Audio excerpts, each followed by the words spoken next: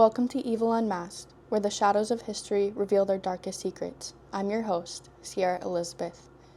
As a criminal justice and criminology graduate, I've always been drawn to the mysteries that lurk beneath the surface of everyday life. This podcast is dedicated to uncovering and discussing the truth behind some of the most chilling and intriguing cases in true crime history.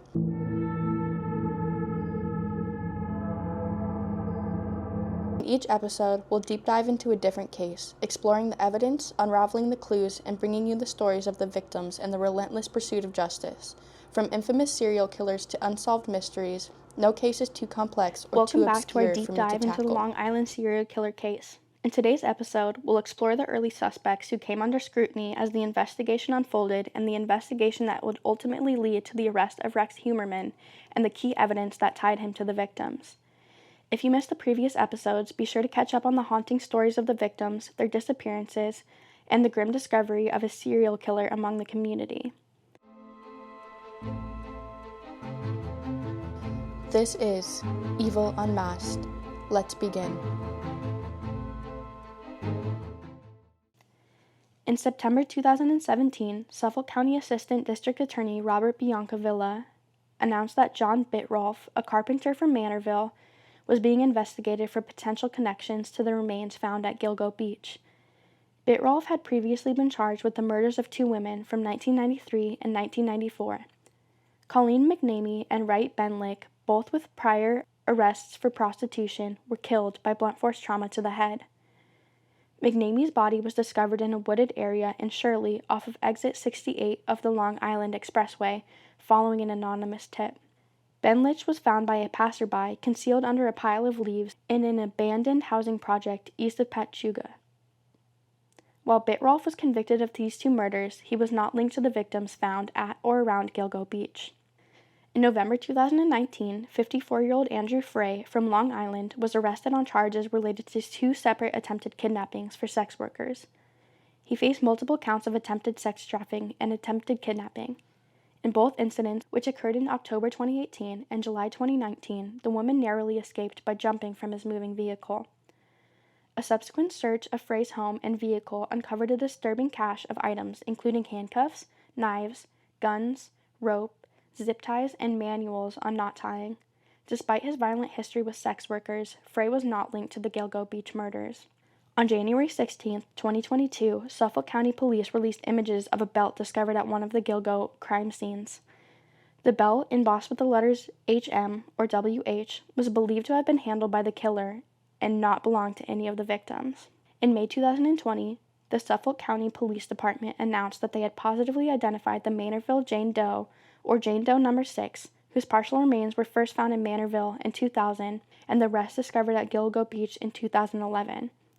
A week later, the police publicly revealed the victim's identity as Valerie Mack, who had been reported missing in 2000. In January, this department announced new tools and new strategies that we are utilizing to further the Gilgo Beach homicide investigation. As you may recall, during that announcement, we released photographs of previously undisclosed evidence found at one of the crime scenes. We also announced the launch of GilgoNews.com, a platform to better facilitate information sharing with the public. And finally, we announced that we are leveraging new scientific technology to further this investigation.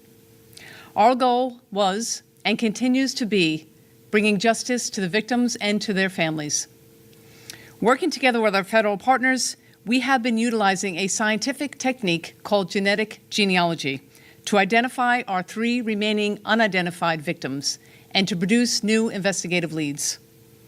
The partial remains of the victim known as Jane Doe number 6 were first found on November the 19th of 2000 by a group of hunters in a wooded area off Halsey Manor Road in Manorville. More than a decade later, in April of 2011, while searching for Shannon Gilbert, then reported a missing person, dismembered remains were discovered near Cedar Beach on the northern shoulder of the westbound section of Ocean Parkway. DNA analysis confirmed that those remains were a match to those of the woman found in Manorville in November of 2000. Thanks to the work of our detectives and our partners with the FBI, today we are announcing that Jane Doe number 6 has been positively identified as Valerie Mack. Valerie Mack, who was 24 years old in 2000 when she went missing, was described as 5 feet tall and approximately 100 pounds, with brown hair and hazel eyes. She was working as an escort in Philadelphia at the time of her disappearance and also used the name Melissa Taylor. Family members last saw her in the spring or summer of 2000 in the area of Port Republic, New Jersey. She was never reported missing. On May 29, 2020, Suffolk County Police released information about another case involving Andre Jamal Isaac, also known as Sugar Bear. Isaac's torso was discovered in 2002, with his head, legs, and arms found in separate locations in 2003 and 2004. Although this case is not definitively linked to the Gilgo Beach murders, it is widely suspected that there might be a connection. On September 22, 2020, in an effort to identify the victim, state regulators approved the use of familiar searching, a forensic technique designed to identify family members of unidentified victims by analyzing DNA databases. Approximately a year later, in October 2021, Suffolk County invested in cutting-edge technology to re-examine old phone data related to the case. Furthermore, an MVAC system was deployed to extract DNA from physical evidence collected during the investigation, enhancing the chances of uncovering crucial information. In February 2022, a specialized task force was established to tackle the case, bringing together homicide detectives, FBI agents, the Suffolk District Attorney's Office, and the Suffolk Sheriff's Office. The police department issued a statement highlighting the significance of this unprecedented collaboration. Quote, "The formation of this task force marks the first time federal, state, and local agencies have jointly dedicated investigators to solving one of the nation's most notorious serial killer cases. The team will employ advanced scientific techniques to further the investigation and collaborate on evidence collected over the decades-long case, which stretches from Manorville to Hampstead." End quote. We will not rest until we bring those accountable to justice. Suffolk County's new police commissioner, Rodney Harrison, pledging to bring a new set of eyes to the Gilgo Beach homicide investigation. The former NYPD chief getting his own look at the site at the center of the unsolved mystery Friday. He also met with homicide investigators and former top brass in the decade-old cold case. There's some great leads that are putting us in a great place to solve this case. We're getting there, but still some work needs to be done to get across the finish line. The remains of 11 people were found along Ocean Parkway. It was the search for missing escort Shannon Gilbert that led to the grisly discovery of other bodies. On July 13, 2023, Rex Andrew Heuermann, a husband and father of 2 from Massapequa, Long Island, was arrested at his Manhattan architectural office. Good afternoon, ladies and gentlemen, and thank you all for coming. I'm standing here with my law enforcement partners in the Gilgo Task Force to announce the indictment of defendant Rex Andrew Heuermann, 59 years of age. He's been arrested by the Suffolk County Police Department's homicide detectives, and he's been indicted in a grand jury presentation by the Suffolk County District Attorney's Office for the murders of Melissa Bartholomew, Megan Waterman, and Amber Costello. He faced charges of 3 counts of first-degree murder and 3 counts of second-degree murder in connection with the deaths of Melissa Bartholomew, Megan Waterman, and Amber Costello. Investigators matched his DNA from a hair found on the burlap used to wrap Megan Waterman's body to a pizza crust discarded by Heuermann in January.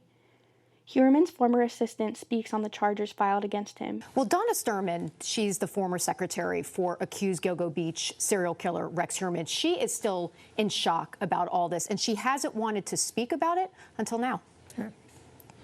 The whole thing is shocking. I used to buy him that pizza. The irony is not lost on Donna Sturman that it was DNA on a thrown-out piece of pizza crust that prosecutors used to tie her former boss, Rex Heuermann, to the Gilgo Beach murders. It always kind of bothered me he didn't eat the crust, okay? Sturman knew Heuermann's habits. She worked as his executive assistant for a year beginning in 2017. When you saw his name in the news, I thought I was hallucinating. After I had seen that he had been arrested, they had all the video of the surveillance, and I knew exactly where he was. I mean, even the garbage pail that on the corner there, when you see the mugshot of him, I never really looked at him like that. And then to see him in court, in handcuffs, I was completely and utterly freaked out. Sturman says she felt something bad in her gut when she took the job with Heuermann 7 years ago, but she needed a job because she was having financial difficulties from what she calls an involuntary bankruptcy. But he offered me so much money, and again, my situation being rendered without any money, I took it. What was it like working for him? I never sat down. I was constantly busy. Did Rex ever talk about his personal life? No. It was always about the projects we were working on and what had to be done the next day. And there was so much work. He cheated me out of my salary. In 2021, the New York State Department of Labor found Heuermann owed Sturman $20,000 in unpaid wages. And I told them that he was holding money for me. In September, the DOL issued a judgment against Heuermann for not paying Sturman those lost wages. He's obviously not in jail writing checks. He trusted me with everything, so therefore I trusted him. It's seriously traumatizing. How do you know who anyone is? Additionally, cell phone records further linked him to the crimes, solidifying the case against him. Specifically, cell phone data indicated that Heuermann called Maureen Brainerd Barnes on July 6th, the day before she disappeared, which suggested that he may have spotted her ad on Craigslist and initiated contact with her. Heuermann's phone also pinged in the same area as Melissa Barthelomew's on the day she disappeared in Massapequa. Following his arrest, investigators released a statement affirming that, although Rex Heuermann had not yet been formally charged in connection with the disappearance and murder of Miss Brainerd Barnes, he was considered the prime suspect in her case. The statement noted that there was a substantial amount of evidence linking Heuermann to her death. In state court, Heuermann's attorney entered a plea of not guilty on his behalf.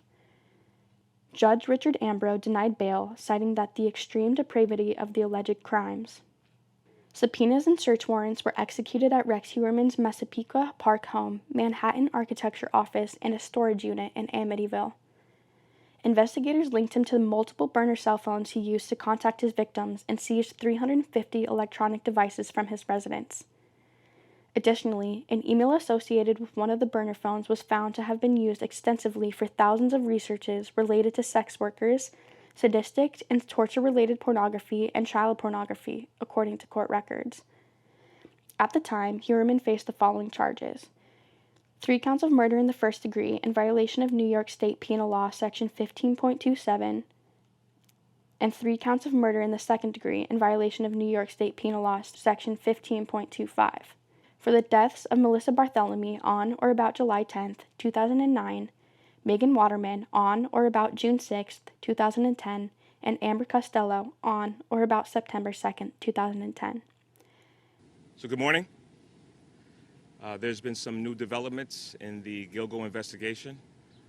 Last night, a little bit around 8:30 p.m., in the vicinity of 35th and 5th Avenue in the city, members assigned to the Gilgo Beach Task Force, which consisted of numerous detectives and investigators from the Suffolk County Police Department, as well as our partners in the FBI, did place one individual under arrest, transported him back to 30 Yaphank, which is our headquarters, and he's currently in custody at this time. We're here now because at 6:20 this morning, we received word that a man had been arrested in Massapequa Park for the Long Island serial killings of 4 of the women who were laid in tandem and covered with burlap along Ocean Parkway. We know that there are 11 victims that we are certain of. That would include Shannon Gilbert. This man, we believe, will be arraigned for anywhere from 1 to 4 of the murders with the burlap, the girls with the burlap over them, but not for the others. That doesn't mean he didn't do the others. It just means we think that at this time, the police are not ready to make another arrest. But this is just the beginning.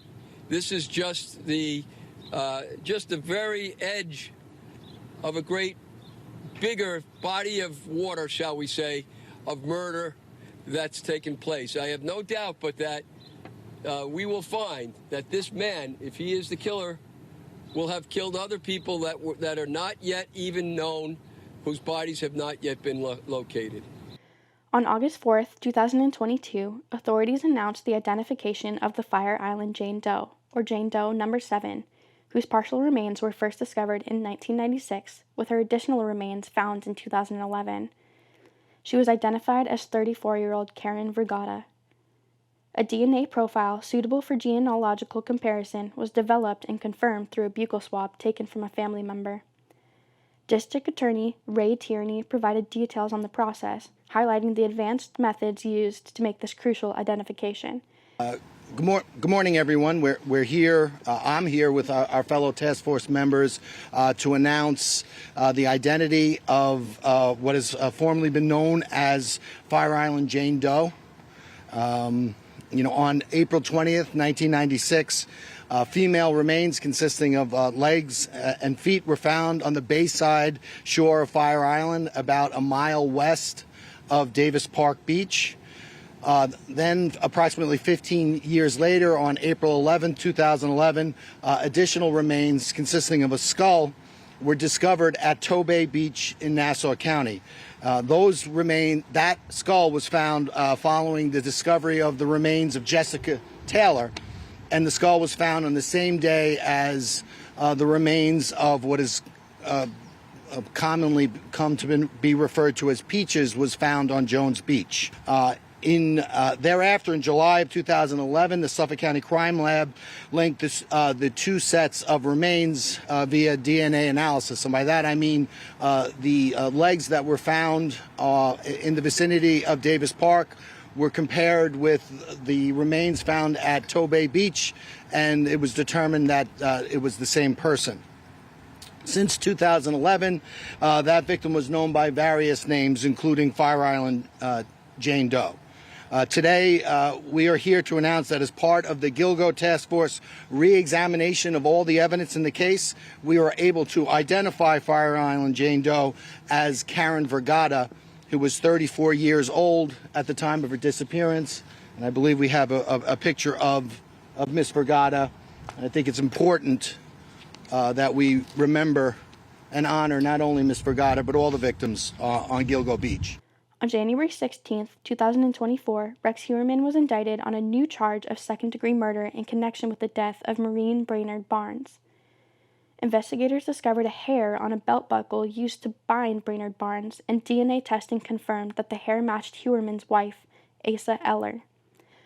On June 6, 2024, Rex Heuermann was charged in connection with two chilling murders.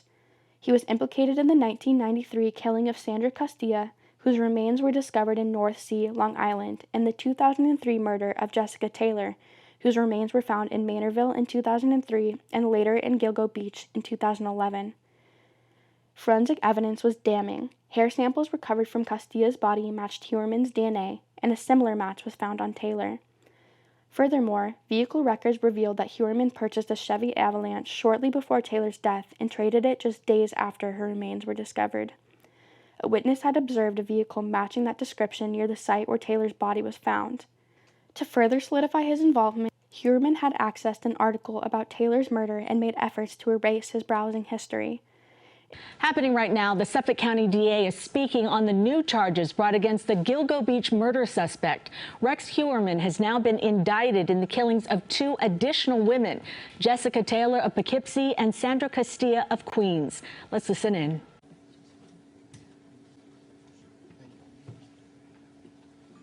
Well, good morning.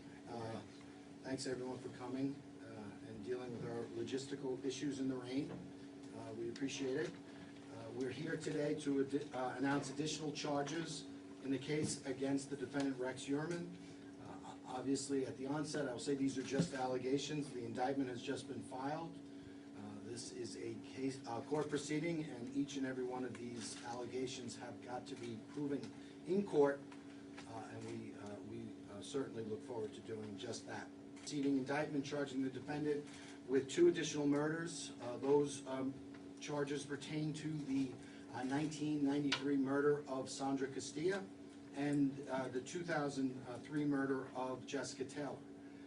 So that's in addition to the previously charged murders of Maureen Brainerd Barnes, Melissa Barthelemy, Megan Waterman, and Amber Costello, which occurred in 1997, 1999, June of 2010, and September of 2010, respectively.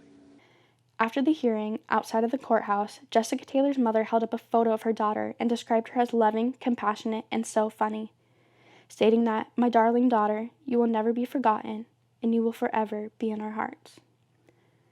During the search of Heuermann's house, investigators discovered a hard drive in his basement containing a document titled HK 2022-04. This chilling document provided a detailed account of his methods for selecting victims, committing murders, and evading law enforcement.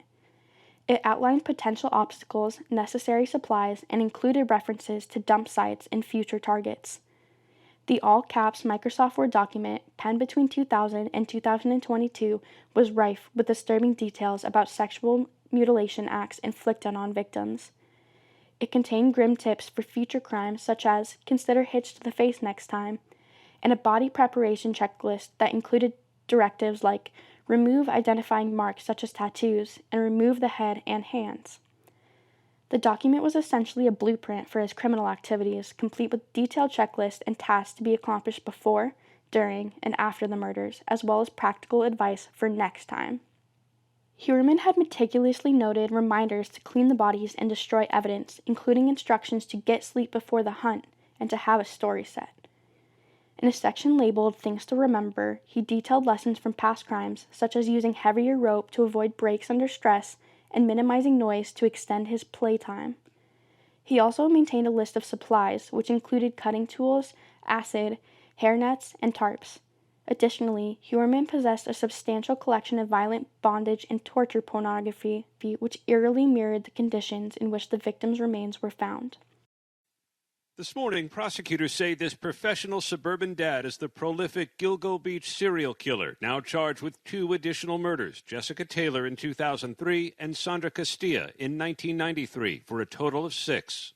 Prosecutors said these murders mirrored Heuermann's collection of torture pornography. On one of 350 electronic devices seized from his home, prosecutors said they found a planning document utilized by Heuermann to methodically blueprint and plan out his kills. Heuermann allegedly reminded himself to hit harder and consider a hit to the face or the neck next time, remove marks from torture, and use push pins to hang drop cloths from ceiling, not tape. It is returned to the Long Island home of the suspect, Rex Heuermann. They surrounded the house in Massapequa Park and were seen setting up search areas and taking out boxes of potential evidence. CBS 2's Jennifer McLogan there now with the latest details. Jennifer.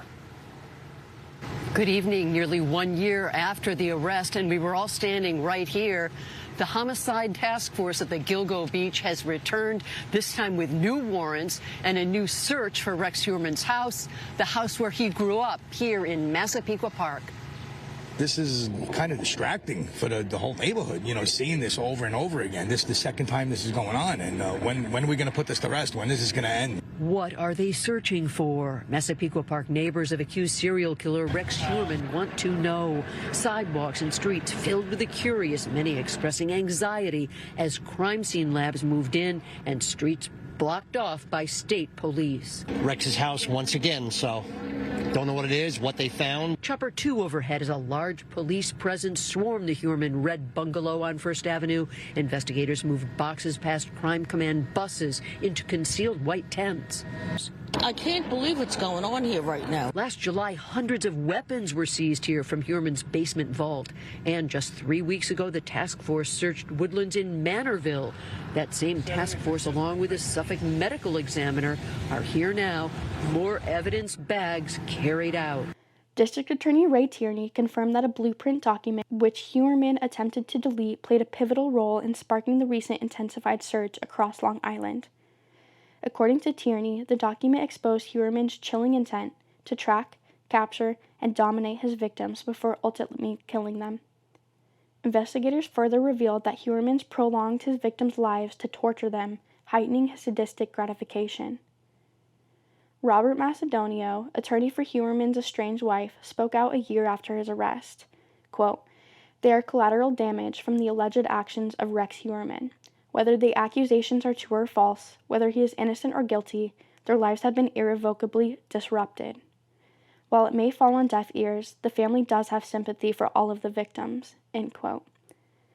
Asa Ellerup, Heuermann's estranged wife, was married to him for 27 years before filing for divorce just days after his arrest. If you found this episode captivating, please subscribe and leave a review to help others discover my podcast. Be sure to tune in next week as we examine several cases that may be connected to the Long Island serial killer. For updates and behind-the-scenes content, follow me on Instagram at evil.unmasked or on X at evil_unmasked. If you have any case suggestions or stories you'd like to hear, visit us at evilunmasked.com. Stay safe and keep questioning the world around you.